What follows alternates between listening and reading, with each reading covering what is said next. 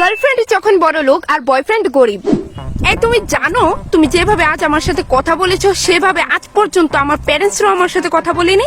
আরে প্রিন্সেস, আমি তো তোমাকে সরি বললামই না, জাস্ট এতটুকুই তো বললাম যে শাড়ি পরলে তোমাকে বেশি ডগ লাগে না। আরে সেটাই তো আমি বলছি, তুমি কেনই বা চাও আমাকে যাতে ডগ লাগুক? আমার সাথে কুকুরের তুলনা করছো কিভাবে? আর স্টুপিড ম্যান। সে আবার ভুল বুঝলে আমায়। কখন তোমার সাথে কুকুরের তুলনা করলাম? এইটাই তো বললাম যে ডগ লাগে না। আর তুমি কি কি বলছো? এই তুমি আমাকে বলোনি যে শাড়ি পরলে আমাকে ডগ লাগে না? এটা কিরকম পদ্ধতি, হ্যাঁ, ইনসাল্ট করার? আচ্ছা সরি, ভুল হয়ে গেছে। শাড়ি পরলে তোমাকে খুব ডগ লাগে। এবার হ্যাপি তো?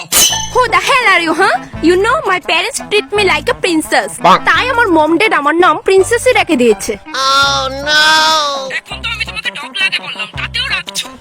জয়, তুমি কিন্তু আমার রাগ দেখোনি। আরে বাবা, তুমি চাও কি? ল্যাম্বরগিনি।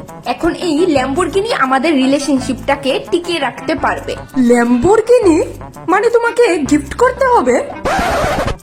Yeah obviously. এমনিতেই তোমার এই ফালতু কথাগুলোর জন্য আমার মুডের 12টা বেজে গেছে। আর আমি যখন রেগে থাকি আমার ডেডি দামি জিনিস গিফট করে রাগ ভাঙায়। প্রিন্সেস, তুমি কি জানো তুমি কি চাইছো? আমি গত 3 বছর ধরে সেই একই ঝাঙ্গা পরে পরে আসছি, আর তুমি এখানে ল্যাম্বরগিনি চাইছো? ইউ, কিন্তু তুমি তো আমাকে কোনোদিন বলোনি তোমার যে কিছুই নেই। কি বলছো? আমি তো তোমাকে আগেই বলেছিলাম যে তোমাকে ছাড়া আমার কিছুই নেই। Joy, I think we are not made for each other. তুমি তোমার স্ট্যাটাসের মেয়ে দেখে নিও। কি বলছো তুমি? প্রিন্সেস, তোমাকে ভালোবাসতে গিয়ে আমি কখনো তোমার ব্যাকগ্রাউন্ড, তোমার ফ্যামিলি স্ট্যাটাস কিছুই দেখিনি। আর তুমি? এই তোমার সাথে যে 1 মাস ধরে একটা বড় লোকের মেয়ে ফোনে কথা বলেছে, ওইটা তোমার ভাগ্য ভেবে নিও। প্রিন্সেস, আমার প্রিন্সেস আমাকে কাছেলে মানাই, তোমার ওই মাটির কুড়ে ঘরে নয়। ওকে, গুড বাই জয়। রেখে দিল। সত্যি গরিব ছেলেদের কপালে কখনোই আসল ভালোবাসা জুটে না। বয়ফ্রেন্ড যখন বড় লোক আর গার্লফ্রেন্ড গরিব। আমি ঠিক বুঝতেছি না তুমি আমার ঘুরাইতাছো কেন? আজকে না কালকে, কালকে না পরশু। আরে আমি আমার ড্যাডের বিজনেসে যতক্ষণ পর্যন্ত সেটেল না হইতেছি ততক্ষণ পর্যন্ত বিয়ার খেয়াল আনাও ইম্পসিবল। তোমার বাবার বিজনেসে সেটেল হইতে এতদিন লাগতেছে, আমি তো কিছুই বুঝতেছি না। তুমি টেনশন নিও না, বিয়া তো আমি তোমারই করুম, একটু ধৈর্য ধরো। 3টা বছর ধরে সে একই কথা শুনে আইতাছি। না না, তুই রকম কথা শুনবা, একটু ধৈর্য ধরো। ওই আমার একটা কল আইছে, বলে দাও। হ্যালো, আমি স্নেহা কইতাছি। ও হ্যাঁ স্নেহা, আজকাল একটু বেশি বিজি থাকো যেমন, আমার লোকে কথা কওয়ার সময় থাকে না। 8টা বছর হয়ে গেছে রিলেশনশিপের, কবে বিয়া করবা? যে জান আমি কইতাছি তো তোমারে, বিয়া করলে আমি শুধু তোমারই করুম। তাহলে করতেছো না কেন? ওই আমার বাবার কিডনিতে 2বার হার্ট অ্যাটাক আইছে। বাবা হসপিটালে ভর্তি, যখন বাড়ি ফিরবো সবার আগে বিয়ার কথা কমু।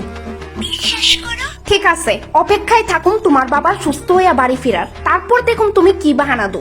আমারে বিয়া করতে হইব তোমার, আমি কিচ্ছু জানি না। স্নেহা একটু হোল্ডে দাও, অফিসের সেক্রেটারি ফোন করছে। হ্যালো জান, বিয়ে কবে করবা? কতটা দিন হয়ে গেছে? তুমি তো কইছিলা আমি ক্লাস 7 পাস করলে বিয়ে করবা। বিয়ে আমি তোমারই করুম, তুমিও টেনশন নিও না। আমার মানে তুমি টেনশন নিও না, সে তো মুখে কইলেই হয় না। আমি এখন কেমনে কইতাম তোমারে আমার দুঃখের কথা? তুমি শুনলেই ভেঙ্গাই দিবা। আসলে আমার বাবা আমার মার লগে ঝগড়া কইরা বাপের বাড়িত গেছে গা, এলিকা বাড়িত খালি ভেজাল। ঠিক আছে, তাহলে এইসব ভেজাল শেষ হইলে আমরা বিয়ার কথাটা কিন্তু কইও। বিয়ে আমি তোমারই করুম। কারে করবা শুনি? আমারে নাকি আমারে? তোমরা আমার বাড়িতে? আসলে তোরার মতো কিছু বড় লোক লুচ্চা পোলাপাইন আছে যারা শুধু মেয়েরার সাথে টাইম পাস করতেই জানে। আজকে দেখিস তোর কি হাল করি। এই তোমরা কারা ওর সাথে এইভাবে যে কথা কইতেছো?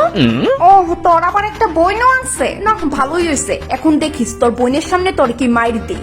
তোর কে বলে কি না আমি ওর ওয়াইফ। Oh no!